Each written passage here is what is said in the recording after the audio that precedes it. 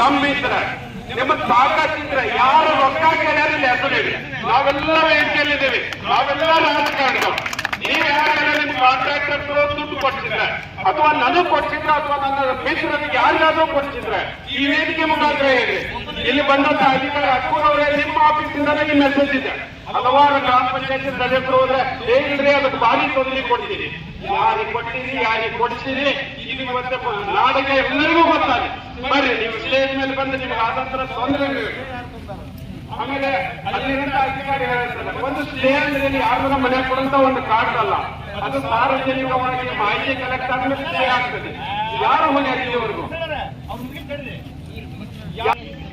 ನಾವು ಕೆರಳಿದ್ರೆ ಏನೈತೆ ಅನ್ನೋದು ತಿಳುವಳಿಕೆ ನಿಮಗೆ ಗೊತ್ತಿಲ್ಲ. ಅಧಿಕಾರಿಗಳ ತಲೆಗಿಟ್ಕೊಡ್ರಿ.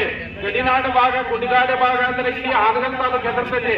ಆದ್ರೆ ನಾವು ಒಳ್ಳೆತನಕ್ಕೆ ಬೆಲೆ ಕೊಟ್ಟು ಕಾಮಗಾರಿಗಳ ಆಡ್ಲಿ ಅಂತ. ಯಾಕಂದ್ರೆ ಉದಾಸೀನರ ಕೈ ಕೆಳಗೆ ಬೆಳೆದಂತ ಜನಗಳು ನಾವು.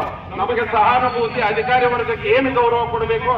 ಇವತ್ತು 25 ಲಕ್ಷ ಖರ್ಚು ಮಾಡಿ 15 ವರ್ಷದಿಂದ ಈ ಸರ್ಕಲ್ ನಿರ್ಮಾಣ ಮಾಡಿದ್ರು ದಿವಂಗತ ಉದಾಸಿ ಅವರು. ಹಲವಾರು ಯಾವುದೇ ಪಕ್ಷದಲ್ಲಿರಲಿ ಎಲ್ಲರೂ ಸಹ ಅಭಿವೃದ್ಧಿ ಕೈ ಜೋಡಿಸಿ ನಮಗೆ ಏನ್ ಮಾಡಿದಾರಪ್ಪ ಅಂದ್ರೆ ಕೆರಳದನ್ನು ಕಲಿಸಿಲ್ಲ. ಬೇರೆ ಕಡೆ ಆದ್ರೆ ಇಷ್ಟದಲ್ಲಿ ಏನ್ ಹಾಕ್ತಿದ್ವಿ, ಇಷ್ಟನ್ನ ಟೈರ್ ದುಡ್ದಿದ್ರು, ಬಸ್ ದುಡ್ದಿದ್ರು, ಮತ್ತೊಂದು ಮಾಡ್ತಿದ್ರು. ಶಾಂತಿ ಪ್ರಿಯರಾಗಿ ಸ್ಟ್ರೈಕ್ ಮಾಡೋದಕ್ಕೆ ನೀವು ದುಡಿಯದೆ. ಅದಕ್ಕೆ ಬಂದಂತ ಅಧಿಕಾರಿ ಮೊದಲನೇದಾಗಿ ಜವಾಬ್ದಾರಿಯುತ ಸ್ಥಾನದ ಅಧಿಕಾರಿ ಪರವಾಗಿ ನೀವು ಮಾತಾಡೋದಾದ್ರೆ ದಯವಿಟ್ಟು ಅದಾವಿಲ್ಲ. ಯಾರನ್ನು ತಾಲೂಕಿನ ಮುಖ್ಯ ಅಧಿಕಾರಿ ಅದರ ಅವರೇ ಬರಬೇಕು.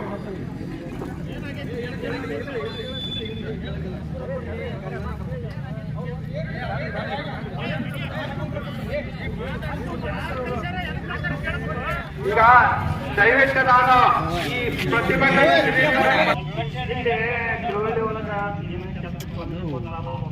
ಬಿಸಿಲಿಗೆ ಅದು ಬರಲ್ಲ, ಅಪೋಸಿಟ್ ಇದ್ರೆ ಕರೆಕ್ಟ್ ಬರುತ್ತೆ.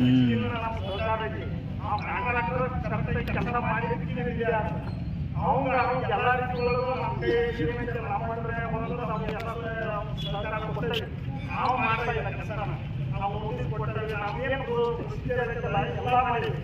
ಆದ್ರೆ ತೊಂದರೆ ಕೊಟ್ಟಾರೋ ಕೆಲಸ ಸಪೋರ್ಟ್ ಮಾಡ್ಯಾರ.